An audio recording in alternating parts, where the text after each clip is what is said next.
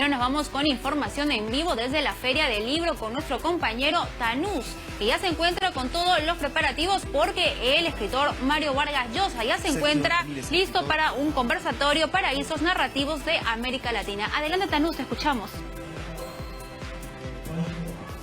Sergio Ramírez, escritor, periodista, político y abogado nicaragüense, en estos momentos participa en el diálogo Los Paraísos Narrativos de América Latina, en el cual también se encuentra el Premio Nobel de Literatura Mario Vargas Llosa, aquí en la Feria Internacional del Libro. Escuchemos parte de este importante diálogo que se viene dando en la sala Blanca Varela. Escuchemos. Eso es una verdadera utopía, cumplir con una utopía. Entonces esta novela que se escribe en las patas de los caballos, que se escribe de manera que los libertadores llevaban atrás siempre en la impedimenta de guerra iba la imprenta, porque la imprenta se escribía en las proclamas y los libertadores a la vez eran periodistas, eran abogados, eran oradores fogosos, eran estadistas, lo eran todo y también tenían una tremenda imaginación. Entonces, en lugar de escribirse la novela se hizo a través de estas marchas, a través del páramo, de la selva, de las montañas. Y eso es lo que es la novela de América Latina en el siglo XIX, que después se escribiría en el siglo XX. Pero si también relacionamos paraíso con utopía, nos vamos a encontrar después la conexión entre otros dos términos, infierno y distopía. Es decir, cómo la historia de América Latina de paraíso pasa a ser infierno y el infierno pasa a ser distopía. Usted decía, señor Ramírez, que América es el continente de las exageraciones, que nacimos como producto de una exageración. Y esta reflexión sobre las novelas se escriben encima de las patas de los caballos, que la gran gesta del siglo XIX de las independencias era suficientemente fantasiosa, por decirlo de una manera, como para que hubiera nacido ahí una literatura potente, que por eso la literatura viene, digamos, el fenómeno Rulfo y de los que podemos hablar con sus antecedentes, viene después. ¿Qué pasó en nuestro continente? La pregunta es para los dos. ¿Qué pasó para que este mundo que asumíamos como utópico, paradisiaco, exagerado, terminara convirtiéndose en un mundo literario? ¿En qué momento la literatura voltea a mirar y convierte esos temas en temas de ficción? Mira, hay un hecho muy misterioso en la historia de América Latina, y es que se prohibió la novela durante todos los años coloniales, o sea, durante 3 siglos no se pudo escribir novelas en América Latina porque había una prohibición terminante.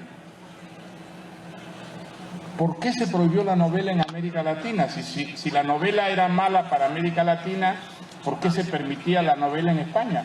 ¿Cuál era la razón por la que...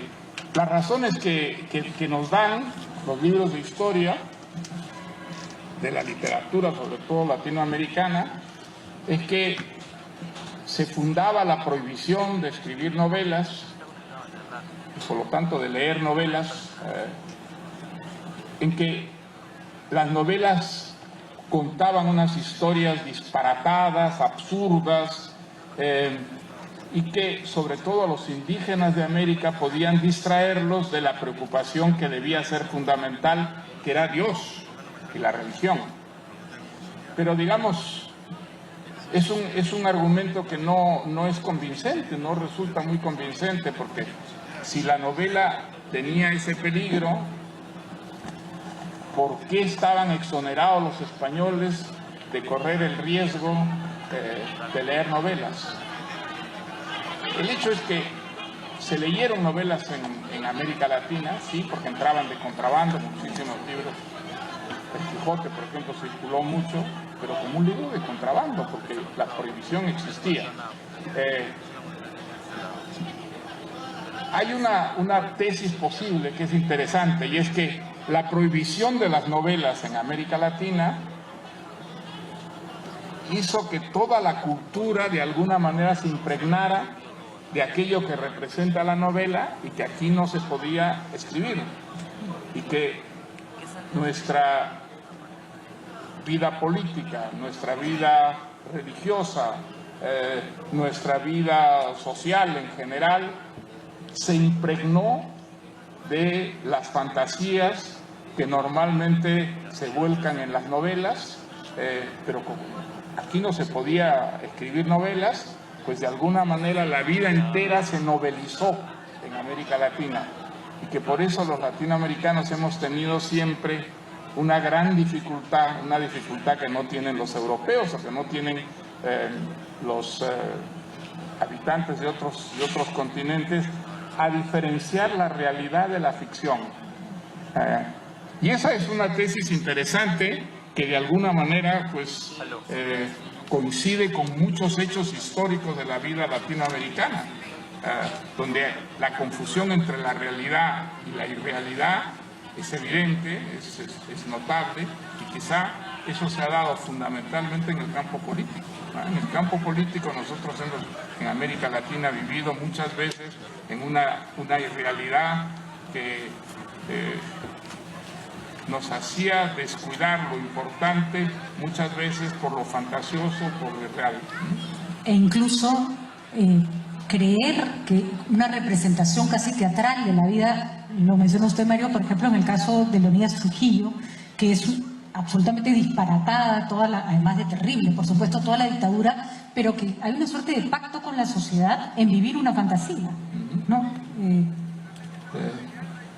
Pero después de las fantasías, digamos, de la realidad latinoamericana, también han llegado a Europa, y muchas veces Europa ha visto en América Latina realizarse lo que allá en Europa parecía un imposible. Yo creo que si hay un hecho, por ejemplo, fundamental que muestra esto, es la Revolución Cubana. Así es. La Revolución Cubana tiene un éxito absolutamente extraordinario en Europa. ¿Por qué? Porque parece posible que esta revolución represente lo que muchísimos europeos querían que fuera la revolución, y no lo había sido, y no lo habían sido las revoluciones que se habían dado en Europa.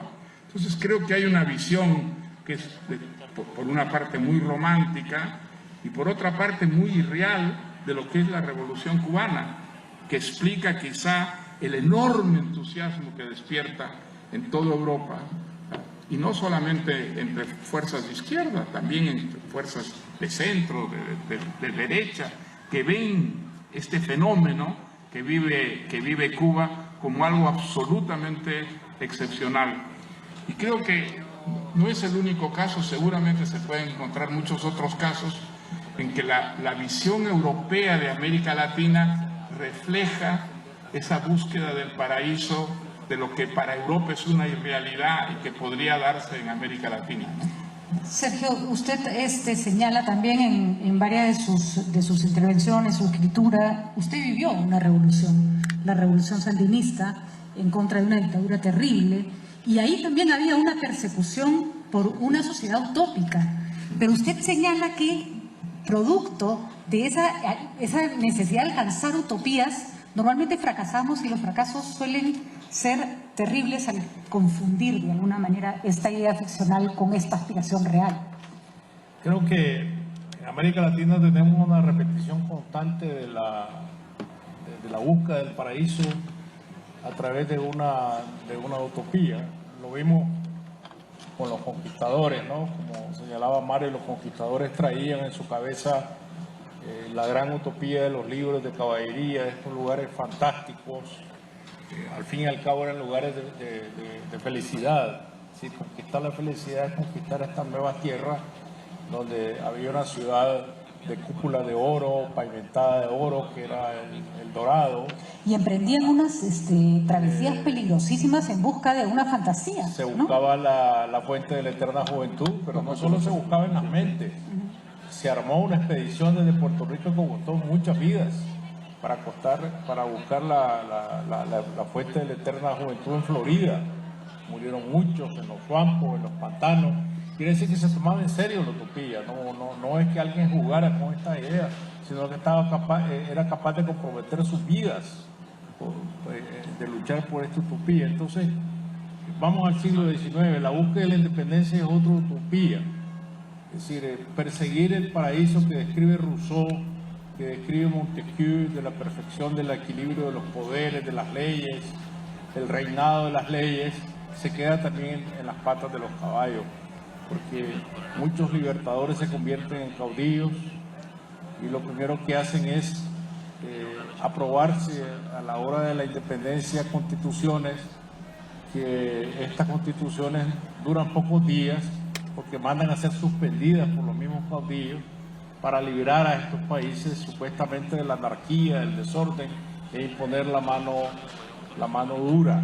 El mismo Bolívar piensa en determinado momento en el imperio, en la restitución de un imperio que le dé autoridad única para que no haya anarquía. Entonces, la utopía viene siendo sustituida por la distopía, la imaginación da paso a una realidad completamente deformada y es un fenómeno que se vuelve a repetir con la historia de las revoluciones en el siglo XX. Es decir, el marxismo es una utopía, la sociedad sin clases, la sociedad perfecta donde no hay injusticia, y esto después se vuelve una distopía. Se vuelve una distopía en Cuba y un experimento que vuelve a fracasar en Nicaragua. Y en Nicaragua fracasa un tenedor de dos dientes, que es el paraíso marxista de la sociedad sin clase y la opción preferencial por los pobres de la nueva iglesia, que piensa en una sociedad en donde una revolución como la de Nicaragua, y por eso tiene tanto apoyo de los cristianos revolucionarios, puede acabar con la sociedad clasista y establecer una sociedad sin clase. Entonces, este gran sueño, y del cual se enamoran también muchísimos europeos, porque a Nicaragua llegaban miles de jóvenes belgas, alemanes, daneses, a vivir a Nicaragua este experimento, a vivir esto que en sus propias vidas no podían realizar. Sociedades que ellos despreciaban por ser sociedades envejecidas y buscaban la novedad en Nicaragua. ¿Qué buscaban? Buscaban otra vez la utopía. Pero como Colón buscaban lo que querían encontrar, no lo que había. Sí, sí. ¿No? Bueno, el caso interesante es el de León Pinelo, por ejemplo, que escribe un enorme libro, realmente ilegible, pero demostrando que el paraíso terrenal, el paraíso bíblico, estuvo en la Amazonía. Es un enorme libro lleno de citas bíblicas y da toda una demostración intelectual, cultural. Es un libro plagado de citas para demostrar que el paraíso terrenal estuvo en la Amazonía. Bueno, pero Cristóbal Colón en su diario anota, cuando pasa por la boca del Orinoco, no sé con qué elemento científico, que no puede ser más que utópico, ¿no? Fantasioso, dice: aquí está el paraíso terrenal, que emana de dos cerros gemelos, desemboca en el Orinoco estas aguas que vienen del paraíso terrenal, y él geográficamente lo ubica en la boca del Orinoco. Lo curioso es que venden esa idea de paraíso terrenal, ¿no? Somos en nuestro origen producto de una enorme mentira o de una enorme ilusión, y luego las olas de españoles que vienen, no hay pues ningún paraíso, ¿no es cierto? Se encuentra con un continente endemoniadamente difícil, tanto en la parte geográfica como en la parte social. Pero hay un aspecto que me gustaría que comentaran, porque a los dos les preocupa mucho y lo trabajan maravillosamente, que hay algo que sí nos llegó con la conquista, que era una realidad, que es la lengua. Porque parte de nuestro origen fantasioso, mágico, paradisíaco es la oralidad. Y con la lengua llega la escritura, y con la escritura llega fijar buena parte de nuestra historia. Curiosamente, Cervantes quiso llegar a América y no se lo permitieron, pero sí llegó su lengua, ¿no? Yo creo que es el gran aporte de los europeos a la realidad latinoamericana. No se sabe cuántos idiomas, cuántas lenguas, cuántos dialectos se hablaban en América Latina. Las cifras que dan los filólogos pues van de 1.500 a 5.000, a 6.000, ¿no? Pero era la Torre de Babel, Y el español unifica gran parte de América Latina con una lengua que nos comunica a los propios latinoamericanos entre nosotros, y esto hacen los portugueses también en el Brasil. Lo que es, yo creo, absolutamente fundamental en esta lengua que nos viene y que nos integra y que nos comunica y nos muestra los denominadores comunes tan enormes que compartimos los latinoamericanos, es que una lengua como el español no es solamente esa lengua nos trae una cultura que está hecha de muchas culturas y que conforma lo que es la cultura occidental. O sea, con la lengua española llega la historia de Grecia, llega la filosofía griega, llega la cultura romana, llega la juridicidad romana y nos llega a Occidente. Occidente desde entonces es un patrimonio tan nuestro como el de los españoles o los franceses o los italianos. Es decir, nos llega toda una cultura que es una cultura que ha enriquecido extraordinariamente la vida. Es una cultura que nos ha dado pues no solamente Cervantes, Shakespeare, Dante, Goethe, es una cultura que nos ha dado también las instituciones que han hecho avanzar más la civilización y el progreso, la democracia, los derechos humanos. Entonces es un gran aporte de la cultura occidental a la humanidad. Eso desde hace 5 siglos es también nuestro, y eso llega precisamente con esa lengua que es un denominador común que nos unifica, nos comunica. Nada acerca tanto y nada distancia tanto como las lenguas, ¿no es cierto? Creo que el hecho de hoy día de hablar una lengua que hablan pues 500 millones, por lo menos 500 millones de personas en el mundo, nos hace modernos y nos hace universales, ¿no? Tenemos un continente entonces de origen paradisíaco y una lengua heredada. Una lengua heredada que, como dice don Sergio, es una lengua que además acá se enriquece con todo lo que se encuentra, porque el crisol de lenguas del que habla Mario finalmente terminan alimentando a un español que no es el mismo español que se habla en España. Pero si nosotros trazamos una ruta de esta lengua, la lengua que llega a América, que llega primero al Caribe, es una lengua que ya viene muy transida del árabe, por ejemplo, ¿no? El enriquecimiento que trae del árabe, de las lenguas celtas, del latín, por supuesto, es una lengua ya muy rica. Y lo primero que se encuentra el español en el Caribe es con la lengua taína, con las lenguas caribes.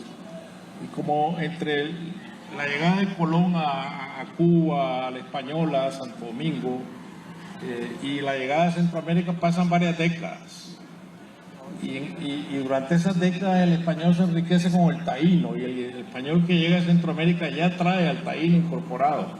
La palabra canoa, que es tan clásica, ya es una palabra taína. La palabra hamaca es una palabra taína, y eso ya llega a Centroamérica. Se encuentra con el náhuatl, con el mexica, se encuentra con la lengua del imperio azteca, y vuelve a sufrir este enriquecimiento. Cuando llega hacia el sur se encuentra con todas las lenguas clásicas que se hablan en Tahuantinsuyo. Entonces es un enriquecimiento constante, y del español que nosotros hablamos en Nicaragua, por lo menos, de cada 20, 30 palabras, 5 serán en árabe y otras 5 serán en náhuatl, mexica, y lo mismo sucede en el sur. Entonces es una lengua de lenguas. Y eso es lo grande que tiene el español, ser una lengua de lenguas, pero que es comprensible en todas partes. Yo creo que una distopía para muchos es esta añoranza de que volver al paraíso primitivo cuando se hablaban todos estos dialectos en América, y esta nostalgia por lo perdido y no el entusiasmo por lo ganado, es decir, esto de haber ganado una lengua. Es lo que aún en términos del daño de la conquista, en este gran debate que hay sobre el daño de la conquista, pues esto lo resumía muy bien Neruda cuando decía, bueno, se llevaron el oro, nos dejaron la lengua. Y esta es la gran herencia de la que todos disfrutamos, ¿no? La gran herencia con la que contamos y que nos ha permitido justamente crear esta literatura fundada en esta lengua y en esta visión de la realidad. Y aquí es la parte que me interesa un poco, que me ayuden a entender el proceso de creación de la literatura a través de esta concepción del paraíso latinoamericano. Porque hay otros continentes o otros escritores que viven en otros países que si bien todo lo que escriben puede estar involucrado con, y de hecho lo está, si no la literatura no es buena literatura, con lo que ocurre, con el contexto, con algo que es más social que individual, en América Latina, como decía Sergio Ramírez en alguna de sus conferencias, la realidad te interpela, te obliga, te persigue, no te deja. Y prácticamente ninguna de las novelas que han escrito ustedes, por más que sean historias de personajes familiares, por más personal que parezca el argumento, no tienen un colofón y un escenario del continente o del país detrás. ¿Por qué? O sea, ¿es eso bueno o malo? ¿Es inevitable? ¿Es América Latina el continente que siempre nos persigue? Bueno, yo creo que el testimonio que da la literatura sobre la realidad es un testimonio en el que, si se trata de literatura, algo se añade que irrealiza la realidad. La literatura nunca puede ser una proyección fotográfica del mundo tal como es. Si eso fuera la literatura sería una rama de la historia, ¿no? O de la sociología, un espejo que quiere reflejar el mundo tal como es. No, yo creo que la literatura existe y la literatura nos seduce precisamente porque no es el mundo real, aunque está hecho con elementos, experiencias de los escritores del mundo real. Algo en ella se ha añadido a esa visión de la realidad que la enriquece y la transforma. Y eso es lo que nosotros buscamos en la literatura, lo propiamente literario de un texto que no es historia, aunque pueda alimentarse también de la historia, que no es sociología, aunque pueda servirle muchísimo la experiencia sociológica de una realidad, pero en la literatura hay siempre algo más. Es un mundo que está hecho de palabras, es un mundo que nace fundamentalmente no solo de experiencias, sino de palabras, de lenguaje, una cierta manera de tratar el lenguaje, y es un mundo que existe dentro del lenguaje y exclusivamente como una manifestación del lenguaje. ¿Qué es lo que nos fascina en una gran novela? Nos fascina que tenemos en una gran novela algo que no tenemos nunca en la experiencia real de la vida. Las motivaciones de los actos, las consecuencias de los actos, algo que nunca tenemos viviendo la experiencia de la realidad. No sabemos de dónde vienen muchas de las conductas o de las convicciones o de los hechos que conforman nuestra vida, y tampoco tenemos una idea de las consecuencias, algo que en una novela normalmente sí tenemos y que nos permite un tipo de comprensión de la realidad, de la vida social, de la historia, que es mucho más completa, aunque no sea siempre fiel. Muchas veces es infiel, pero en esa infidelidad, esa infidelidad de la literatura respecto al mundo real, muchas veces tenemos una perspectiva que nos hace entender mucho mejor cómo funcionan las cosas en el mundo real. Pero creo que es un error, y muy extendido por supuesto, pensar que las novelas son como la vida que se vive.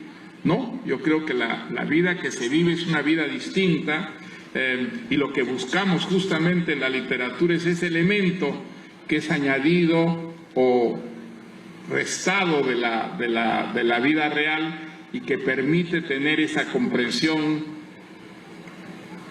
desde una perspectiva que es distante de lo vivido, ¿no? Claro, es la vida que no es, a través de la ficción puedes vivir la vida de otros sin que te hagan daño, y además hay un narrador que lo sabe todo y que te lo va contando. La vida no tiene narrador omnisciente, por decirlo de alguna forma. Sergio, un poco en ese mismo sentido, en el caso de la literatura latinoamericana, durante mucho tiempo, y eso es una cosa que después de la que se han distanciado otras, las generaciones de escritores más jóvenes, contaba usted, por ejemplo, el tema de la utopía como una necesidad no solo en la literatura, sino en la vida real, que fue lo que finalmente llevó adelante las famosas revoluciones. Pero usted hace una diferencia muy interesante en que no se puede separar en América y en la literatura latinoamericana lo individual o lo individual de lo público. Que una historia individual siempre termina contando la historia del entorno en la que se ha desarrollado, pero que eso no se da por las características del escritor, sino por las características de nuestro continente. Me gustaría que haga un poco más que desarrolle esa idea que me parece tan interesante. Bueno, como hemos visto, siempre creímos en el pasado que el paraíso estaba en la otra esquina, ¿no? Pero más allá de la otra esquina, lo que estaba apareció pronto el infierno, porque no hay infierno sin paraíso. Entonces es una categoría dialéctica, ¿no? Entonces tenemos al otro lado el infierno, y pronto comenzamos a descubrir el infierno, y la novela comienza a establecerse por medio de infiernos. Hablamos del infierno verde, la novela del infierno verde, que es la novela de la selva, la novela de los caucheros, La vorágine, esta gran novela colombiana, que es una novela del infierno verde. Doña Bárbara es otra novela sobre el infierno, de las grandes desigualdades en el llano venezolano. Y para Gallegos la utopía es una utopía modesta, la de Rómulo Gallegos, que se establecieran cercos en las propiedades. Esto era la civilización, porque los ganados se pasaban de una hacienda a otra y las tierras no estaban medidas. Entonces introducir el principio de la civilización, al cual doña Bárbara se niega, porque doña Bárbara es lo primitivo, es a que se dividan las propiedades. Y luego comenzamos a hablar de esta lucha entre, que otra vez es infierno versus paraíso, que es entre hombre y naturaleza. Así que es la gran propuesta de Sarmiento. Y luego caemos en las novelas de la guerra civil, la gran novela de la Revolución Mexicana, que es sobre estas guerras que comienzan a asolar a los países independientes muy temprano, como 1910, que es la gran revolución mexicana, incluso antes que se produzca la revolución de octubre en Rusia. Entonces ya entramos en el conflicto y comenzamos a defender al infierno, y comenzamos a ver a una novela que está muy íntimamente ligada a la realidad. Pero claro, cuando Mario decía que hablaba de esta profundidad que tiene la novela, lo que no es la novela, tampoco la novela es la geografía, tampoco la novela es la historia. La novela son los conflictos profundos entre los seres humanos y las relaciones entre los seres humanos, pero que sí están marcadas por estos grandes escenarios, porque son nuestros propios escenarios y son escenarios de conflicto. Entonces la novela latinoamericana comienza a vivir del conflicto, de los conflictos políticos, de los conflictos sociales, en la medida en que esos conflictos políticos y sociales son capaces de modificar la vida de las personas, que se meten con la vida de las personas, el destino, el poder, y el poder se convierte en este gran modificador de la vida de los seres humanos. Las vidas de los seres humanos no serían las mismas sin esta fuerza que tiene el poder de disolver, de dispersar, de destruir, de enviar a la gente al exilio, de matar, de la cárcel, de la tortura, y esto modifica la vida de los seres humanos. Entonces uno comienza a tener a ver esta diferencia profunda que hay entre civilización y barbarie. Entonces la civilización sigue siendo la gran utopía. Vivimos siempre pensando en la civilización como algo que no es conquistable, que por mucho que la democracia se esfuerce por conseguir la civilización, siempre volvemos a caer hacia atrás. Hablamos de izquierda, hablamos de derecha, y hoy día en el siglo XXI estos conceptos en qué se concretan, izquierda y derecha, Bolsonaro versus Maduro. Eso es la representación que nosotros tenemos de izquierda y de derecha, y no de valores de civilización. Entonces, esto sigue siendo el gran conflicto que vuelve a reflejarse en la novela como un terreno de conflicto, como un terreno de oposición, de fuerzas que siempre están luchando, y que nos van a dar novelas en la medida en que la realidad la veamos a través de este cristal distorsionado. Pero en algún momento la novela del siglo XX pretendía cambiar la realidad. Los grandes novelistas como Sartre y toda buena parte del movimiento europeo y también latinoamericano. Entonces hay una vocación de influir en la realidad a través de la literatura, que no ocurre. No ocurre. Sin embargo, los escenarios de injusticia, de crisis, de conflicto continúan ahí. Con otras formas, pero continúan ahí. Mientras haya una diferencia entre la ruralidad y lo urbano, por ejemplo, tendremos esta suerte como de continente dividido entre un concepto de desarrollo y una identidad ahí que todavía no logramos conciliar. ¿Cuál es el rol de la novela entonces cuando esta suerte de intentar proyectar la ficción sobre la realidad fracasa? Cuando las revoluciones hechas a la luz de las grandes utopías literarias se convierten en pesadillas. Yo creo que es muy exacto lo que decía Sergio, que los comienzos de la novela en América Latina, que son del siglo XIX, la primera novela que es reconocida como tal, pues es El Periquillo Sarmiento, que es del año 1816, me parece. Pero creo que esa primera etapa de la novela en América Latina es una etapa en la que el ser humano está como aplastado por la fuerza de la naturaleza. Son novelas en las que la naturaleza se come a los seres humanos. Yo no recuerdo de quién era este ensayo que ponía el final de La Vorágine como un ejemplo de esa novela primitiva latinoamericana, en que a los seres humanos los devora la selva, como a los personajes de la Vorágine, ¿no? Creo que también es el caso de Don Segundo Sombra, que al final vemos desaparecer, alejarse a Don Segundo Sombra, como si la pampa lo fuera cortando a pedazos, lo fuera cortando a hachazos. Son como símbolos de unas novelas en las que el ser humano tiene menos vida que los árboles, que la pampa, que los Andes, que las selvas, los ríos, esa naturaleza. Y eso está totalmente en contradicción contra la historia de la novela, que es una historia que coincide con la historia de las ciudades. Antes de que la vida fuera sobre todo ciudadana, ya existía una poesía, había una poesía riquísima, pero la novela nace con la ciudad. En realidad la vida de la novela es prácticamente paralela a la historia de las ciudades.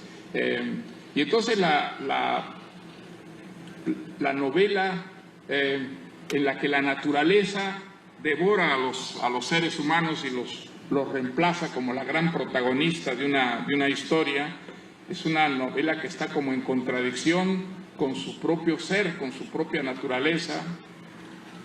Yo creo que en América Latina por eso se escriben novelas que son muy interesantes, como prosa, como lenguaje rico, capaz de reproducir, ¿no?, lingüísticamente esa fuerza que tiene una naturaleza no domesticada, una naturaleza todavía indómita, libre, pero la historia de la novela, la naturaleza de la novela, tiene que ver fundamentalmente, como tú decías, con los conflictos humanos.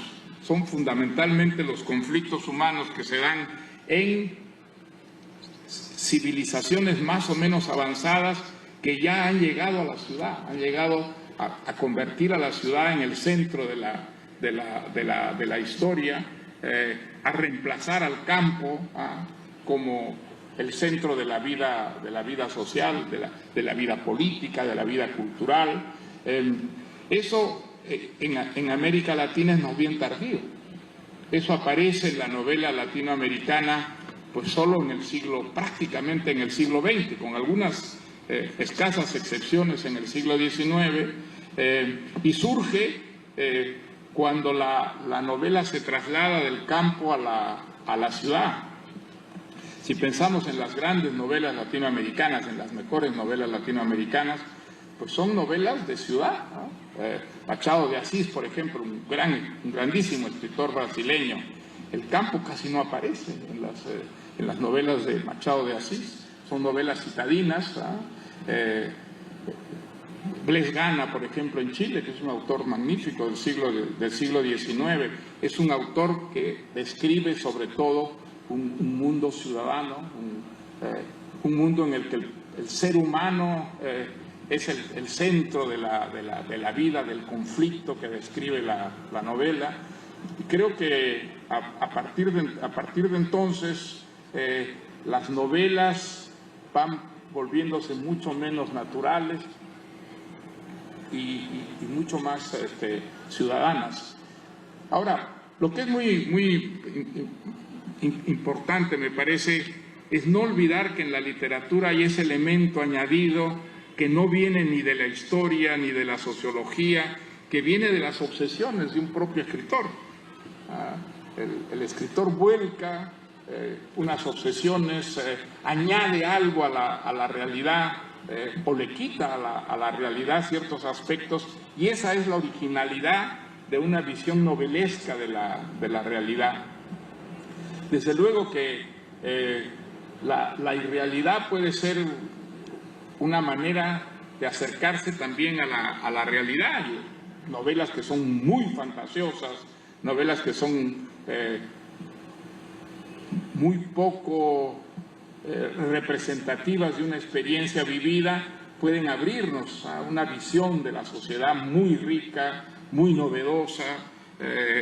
Antes que Freud describiera la vida subconsciente, pues hay muchas novelas en las que esa vida subconsciente ya aparecía, ya estaba allí presente, aunque no tuviera, digamos, las definiciones psicológicas precisas que más tarde les daría Freud.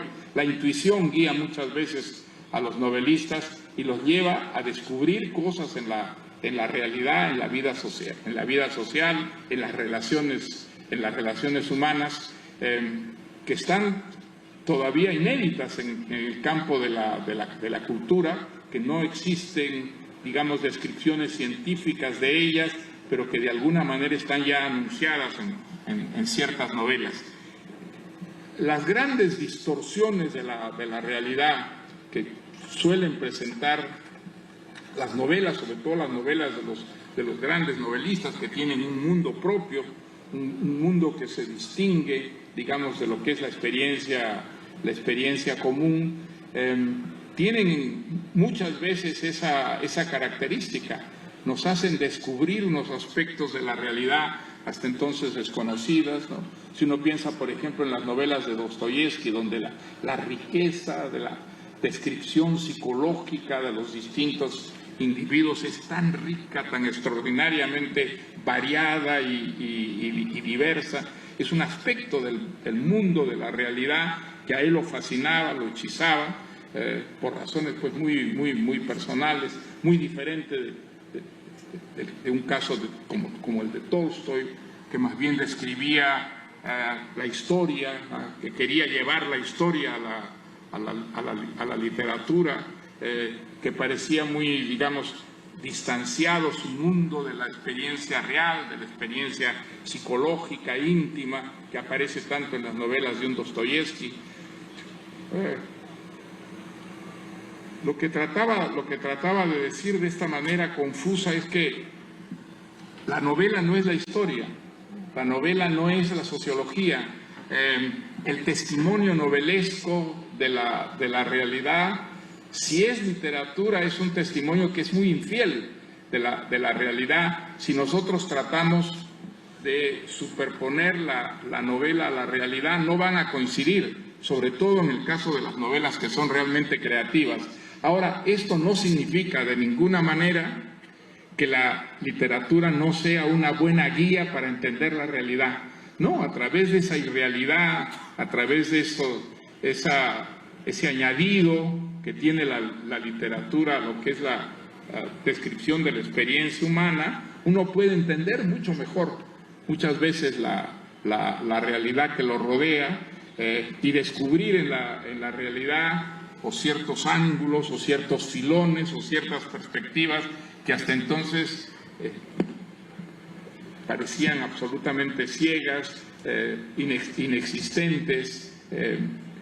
Creo que hay en la novela siempre una protesta, porque la vida no es como uno quisiera que fuera realmente, y al mismo tiempo una gran distorsión de la realidad que materializa, singulariza las razones de esa protesta. Creo que una novela siempre es un acto de protesta contra el mundo, porque el mundo no es como uno quisiera que realmente fuera, y que esa protesta es inseparable de la descripción del mundo que la literatura nos presenta, ¿no? Y tal vez el acto de protesta más claro durante muchos años en la literatura. Bueno, teníamos parte de ese conversatorio realmente interesante donde participa Mario Vargas Llosa y también Sergio Ramírez, quien es escritor y periodista nicaragüense. Hay que resaltar también todo lo que he mencionado en ese conversatorio hasta el momento. Primero, la importancia de la lengua que nos integra, pero también lo que había señalado Mario Vargas Llosa es que nos divide. Y es que tal vez la lengua, el español, ha hecho que toda América Latina pueda integrarse. Podemos comunicarnos gracias a esa lengua que proveniente del occidente de España, para ser específicos, y también lo que había señalado acerca de lo que significa la literatura, y es que la literatura no es necesariamente una proyección de la realidad, realmente temas interesantes que todavía continúan, así es que vamos a regresar con lo que sucede en este importante conversatorio en la Feria del Libro. Mi formación como escritor cuando adolescente, cuentos de amor, de locura y de muerte, de Horacio Quiroga. Ahí él define 3 temas fundamentales de la literatura: amor, locura, muerte. Pero falta uno aún más fundamental, que es el del poder. Amor, locura, muerte, poder. Nosotros podemos hacer subdivisiones de estos temas, pero siempre vamos a dar a estas grandes 4 fuentes con las cuales la novela siempre tiene que ver. Y entonces aquí viene esta gran fascinación que nosotros tenemos en América Latina por el poder, pero tenemos esta fascinación por el poder anormal, no por el poder institucional, democrático, por el poder bien repartido, con el equilibrio de poderes, como quería la utopía de Montesquieu, porque ese poder no sería atractivo para nadie. Ese poder en donde un presidente gobierna 4 años, se va para su casa, a vivir a la misma casa que tenía antes, que no se enriquece, que no roba, que no tiene arrogancia. Eso no interesa a la literatura, para nada. La normalidad no interesa a la literatura. Pero entonces la exaltación verdadera de la anormalidad es la dictadura, es el abuso de poder. Ya desde que alguien llega al poder y quiere quedarse para siempre, comienza a ser anormal y por lo tanto comienza a ser atractivo para la literatura. Y otros atractivos que tiene esta figura del tirano, del dictador, es su conversión hacia lo negativo. Pongamos por caso el doctor Francia. El doctor Francia no era ningún machetón, no era ningún ignorante, era un enciclopedista, era un hombre bien ilustrado, que de repente se le ocurre que la única manera de preservar al Paraguay de la contaminación, de la corrupción extranjera, es aislando al Paraguay, cercándolo por todos lados, volviéndolo un país de silencio. Entonces esta idea extravagante es la que deja en la anormalidad al doctor Francia.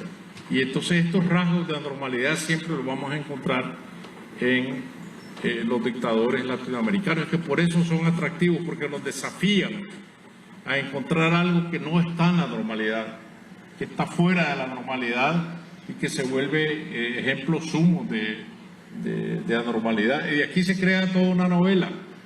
Yo creo que no hay ninguna otra novela en el mundo, ninguna otra literatura en el mundo que hable de la novela del dictador.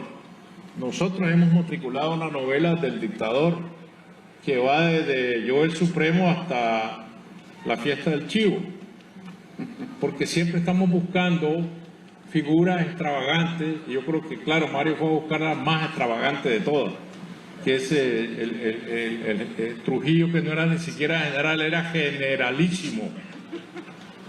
Y siempre me divierte mucho encontrar que la esposa del dictador, del generalísimo Trujillo, era la prestante dama. Es decir, no era la primera dama, era la prestante dama. Esta exageración en el lenguaje incluso. Bueno, yo tengo mi propia experiencia muy cercana, ¿no? Así que... Es la de Somoza. Sí. Pero espero que no sea verdad tu tesis, porque si examinamos de cerca tu tesis, la novela sería incompatible con la civilización. La novela sería el territorio de la barbarie, lo que estimularía la creación de grandes novelas. Hombre, es verdad, por ejemplo, que grandes novelas ha producido Suiza. Y Suiza es un país enormemente civilizado, ¿no es cierto? Pero precisamente tan civilizado es que no ha habido grandes novelas en la historia de Suiza. En cambio, en la historia de América Latina, pues sí, hemos producido muy buenas novelas, pero eso sería síntoma de nuestra barbarie, de nuestro salvajismo, de nuestro primitivismo, sí, de un continente pues que se resiste a la civilización. Fíjate que si nos pusieran en la difícil tesitura, a ti y a mí, de elegir entre una barbarie que produce grandes novelas y una civilización que está reñida con el género novelesco, ¿qué elegiríamos? Nos pondrían en un aprieto considerable. Pero de todas maneras yo te desafiaría a que me mencionaras una sola gran novela latinoamericana que no tenga que ver con la normalidad del poder. Sí. Porque el problema es de que... La normalidad, pues... es nuestra normalidad. Claro. En América Latina lo normal en es eso tener consiste lo atroz. Vivir situaciones catastróficas. ¿Qué país en el mundo tiene 5 presidentes últimos, todos ladrones? Pero bueno, no me digas que no es algo realmente original, ¿no es cierto? Ahora, eso debería producir grandes novelas. Bueno, pero ¿qué sería preferible para el Perú? No tener presidentes ladrones, sino presidentes honestos, honrados, como los suizos, que no sabemos ni siquiera quién es el presidente de Suiza, y no producir novelas buenas. Pero así como tú te has ido... Eso sería realmente trágico para nosotros, ¿no? Pero así como tú te has ido a Guatemala a escribir la historia de Arbenz y de Castillo Armas, a mí me gustaría venir aquí a escribir la historia de Montesinos. No sé usted, pero yo prefiero un Nobel y malos presidentes que al no haber tenido a Mario Vargas Llosa, y a Sergio Ramírez, por supuesto. Pero esa es una constante que a mí me gustaría que ahonden un poco más en ese tema. Alonso Cueto decía en un artículo que estoy leyendo antes de venir a esta conversación que el paraíso de los escritores es el infierno de las naciones. Que efectivamente, gracias a estos caldos de cultivo de naciones imperfectas, es que ha habido grandes novelas. Y a ver, Mario y Sergio, ayúdenme a recordar, Carlos Fuentes tuvo en un momento un proyecto fantástico, una lástima que no se llevara a cabo, de asignarle a cada escritor latinoamericano un dictador. Era decir, algo así como, escoge tu dictador y escríbete algo. Y se quedó un poco en nada, pero el solo hecho de intentarlo ya daba cuenta del laberinto en que vivía. Fue un proyecto de Carlos, efectivamente. Nos asignó nuestro dictador. Y al final, pues no lo hicimos, íbamos a hacer, eran relatos, ¿no? Eran relatos, cada uno iba a tener su dictador, iba a hacer una historia sobre su propio dictador. Y al final no se hizo, pero de alguna manera se hizo, porque al final, pues, Roa Bastos escribió sobre el doctor Francia, yo escribí sobre Odría, Alejo Carpentier escribió sobre Henri Christophe, el dictador haitiano, un libro maravilloso que es El reino de este mundo. O sea, hay muchos casos. El otoño del patriarca. El otoño del patriarca, García Márquez. Entonces, el proyecto de Carlos Fuentes, de alguna manera, muy distinta, porque él pensaba que escribiéramos cuentos sobre nuestro dictador favorito, nuestro dictador preferido. Al final no hicimos cuentos, pero terminamos escribiendo novelas sobre dictadores, ¿no? Decía Sergio que el drama de América Latina es que el caudillo se transforma en dictador, y que el dictador termina en el día de hoy siendo un populista. O sea, finalmente la ausencia de instituciones o la fragilidad de nuestras instituciones han devenido en que el poder siempre se personalice y que, claro, tengamos estos personajes más fantásticos para las novelas y desastrosos para nuestros países. Porque siempre esto viene desafiando la lógica. Aquí en los 80, comienzo de los 80, parecía que las dictaduras militares, las dictaduras atroces, que en el Cono Sur se llegaron a llamar dictaduras científicas, porque mataban muy selectivamente, comenzaron a usar las computadoras para matar en Argentina y en el Brasil, para exterminar gente. Eso había sido un sustituto de las dictaduras folclóricas del trópico, Batista, Somoza, Trujillo, que eran, como decía Rubén Darío, panteras engalanadas, ¿no? Vienen los dictadores del Cono Sur, viene este periodo democrático de los años 80, comienzan a elegirse gobiernos y parece que las dictaduras pasaron ya a la historia. Y sin embargo, el siglo XXI nos trae nuevas dictaduras, nuevas tiranías, bajo nuevas concepciones, bajo nuevos ropajes, tanto de izquierda como de derecha. Y esta es la extensión que tiene el término de dictadura. Aparece Fujimori, aparece Chávez, aparece Ortega ahora, después aparece Maduro. Es una nueva generación de dictadores. Y cada uno va creando sus propios territorios literarios. Ahora, son dictadores con menos color, ¿no? Son de una mediocridad espantosa. Por lo menos teníamos grandes demonios, ¿no? Eso les daba una cierta grandeza, terrible, horrible, pero había cierta grandeza. En cambio, qué mediocridad tan espantosa, dictadores tipo Maduro, qué mediocridad horrible, qué personaje tan espantosamente sin personalidad, ¿no? Es verdad, yo creo que hay como un empobrecimiento de los dictadores latinoamericanos, pero se han mediocrizado espantosamente. Claro, pero si dejas de ver el atractivo de la figura como tal, la extravagancia, claro que siguen siendo figuras muy extravagantes. Alguien que habla con los pájaros no deja de ser una figura extravagante, ¿no? Sí. El socialismo ornitológico de Maduro. Entonces, o cuando el poder se controla por medio del esoterismo, de las brujerías, eso también sigue siendo un atractivo en la literatura. Pero también visto desde las consecuencias de lo que yo hablaba primero, de lo que la dictadura provoca en las sociedades. Yo creo que esta catástrofe, este cataclismo de Venezuela no se ha visto en la historia de América Latina, provocado por una obcecación ideológica o política o de ambición personal por sostenerse en el poder. Es una cosa verdaderamente atroz. Sí. Yo creo que eso es cierto, Sergio, pero tengo la impresión de que es como el fin de la historia de las dictaduras. Yo tengo la impresión de que esas dictaduras tan absolutamente mediocrizadas, por más de que maten, torturen, roben, pero digamos, tengo la impresión que es una época que se cierra con estos dictadores.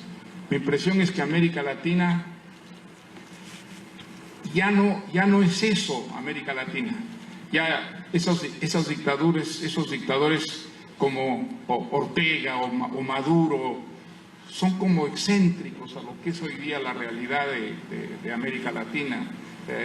Lo que tenemos, y yo creo vamos a seguir teniendo, son democracias muy imperfectas, pero que esos dictadores son como unas irrealidades que ya no corresponden a lo que es la América Latina de hoy en día, lo que son las nuevas generaciones de latinoamericanos.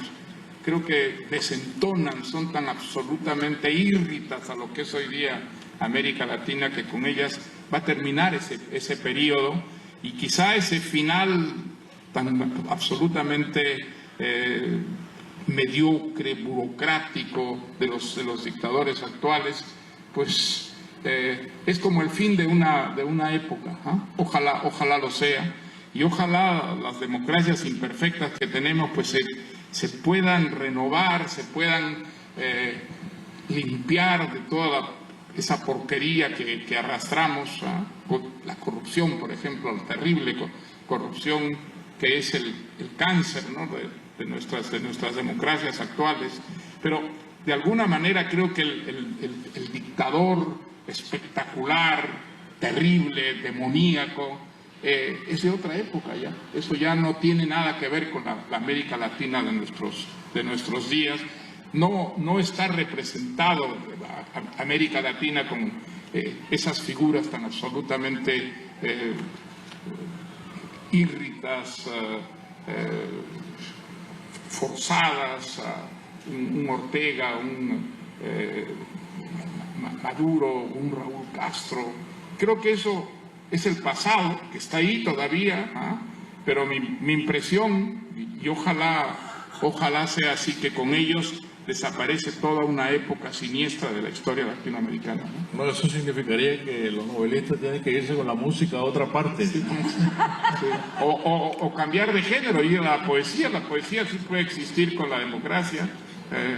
La novela es la que tiene dificultades con los países estables, con los países que funcionan. Es terrible porque los grandes países democráticos, los países que han llegado a una civilización realmente extrema, no producen grandes novelas. El asunto es que Suiza no produce grandes novelas, Suecia no produce grandes novelas, ¿no? Ha producido poetas, grandes poetas, ¿no? La poesía sí puede existir con la normalidad, con la civilización, con el progreso. La novela tiene grandes dificultades para encajar en esos países estables que representan la civilización. el asunto es que todos estos personajes extravagantes, los dictadores tipo Trujillo, Somoza, Batista, han comenzado a ser sustituidos en la realidad y por lo tanto en la literatura también por otros nuevos reyes de la baraja extravagante que son los jefes del narcotráfico, que son también grandes personajes novelescos. Son personajes que coronan reinas de belleza, que tienen retretes de oro puro, palacetes, zoológicos particulares, importan tigres de Bengala, elefantes del África. Allá han perdido unos hipopótamos en el Magdalena, que son de las ruinas del zoológico de Pablo Escobar, y se han reproducido los hipopótamos. Eso pertenece más bien a la novela que a la realidad, pero ahí está, ¿no? Finalmente creo que es esta revisión en el narcotraficante del concepto de reyesuelo del dictador latinoamericano que dio pie a tantas novelas, ¿no? Esta especie El uso desmedido del poder. Exacto, y con dinero. En este caso el poder del dinero que se transforma en poder político. Es decir, el poder político que tuvo el Chapo Guzmán en México es realmente increíble, el que tuvo el Rey de los Cielos, que controlaba todos los vuelos de la cocaína hacia México. Ese es otro gran personaje, ¿no? Sí. Muy extravagante y muy poderoso. Yo empecé esta conversación diciendo que gracias a Dios estos dos personajes habían perdido elecciones porque entonces nos habíamos quedado con dos grandes escritores. Pero hay un punto, porque ya tenemos que ir cerrando, que sí me gustaría reflexionar con ustedes. Hemos reflexionado sobre la realidad y su influencia en la ficción, cómo la ficción se alimenta de esta realidad. Mario, usted dice una cosa sumamente importante y es que cuando se confunde realidad con ficción se va un poco todo al traste. Sin embargo, en una conferencia muy interesante que hizo sobre política y literatura, usted dijo una frase que a mí me parece que sí nos hace lamentar que personajes como ustedes no hayan llegado a dirigir las naciones que pretendían dirigir.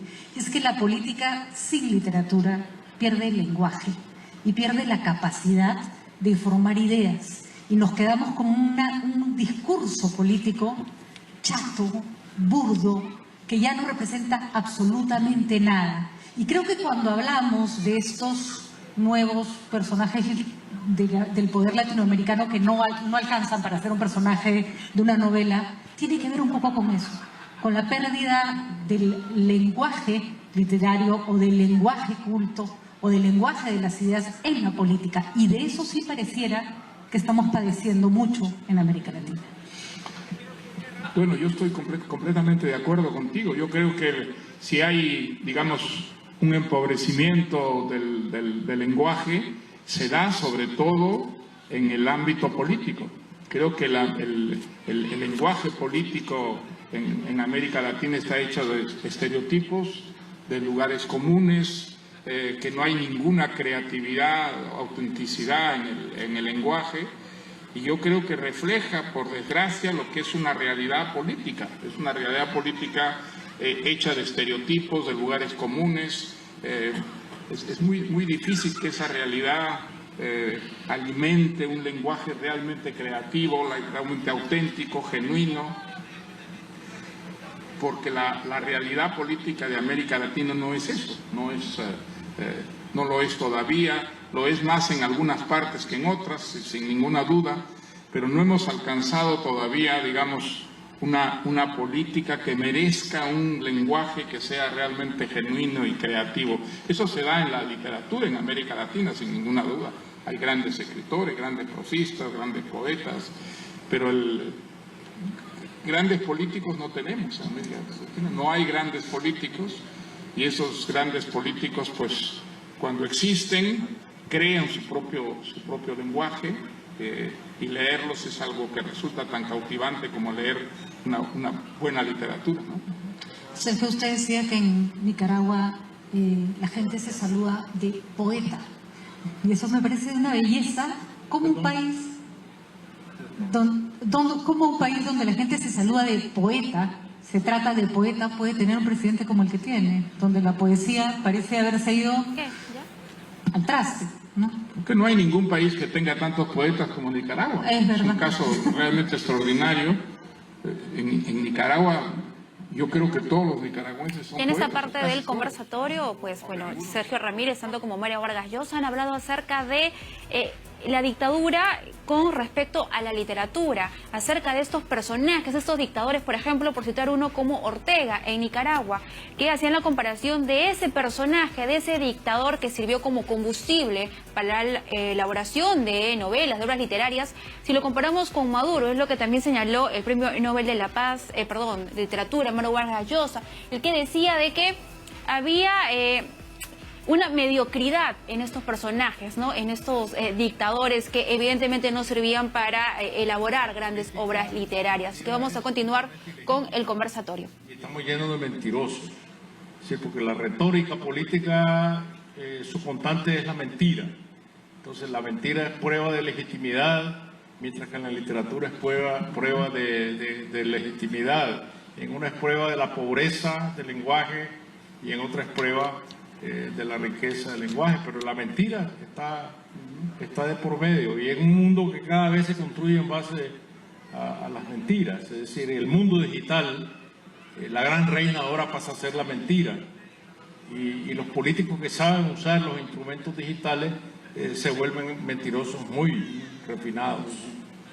Empezamos hablando de que el continente americano nace por una mentira de Cristóbal Colón y miren en lo que hemos terminado. Seguimos hablando de la mentira 500 años después. Antes de terminar, yo no sé cómo hacer esto porque no sé si un aplauso es el gesto más significativo. Por supuesto, un aplauso para esta maravillosa conversación. Se los pido fuerte. Ha sido un lujo escuchar a este par de hombres inteligentes que han hecho tanto por sus países. Pero voy a pedir algo tal vez un poco raro. Un aplauso para recordar que Nicaragua vive todavía momentos muy, muy difíciles, que hemos monopolizado en la preocupación en Venezuela y en Nicaragua se viven momentos muy difíciles y que Sergio Ramírez es una de las personas que lucha contra eso y se merece nuestra solidaridad. Gracias, señores.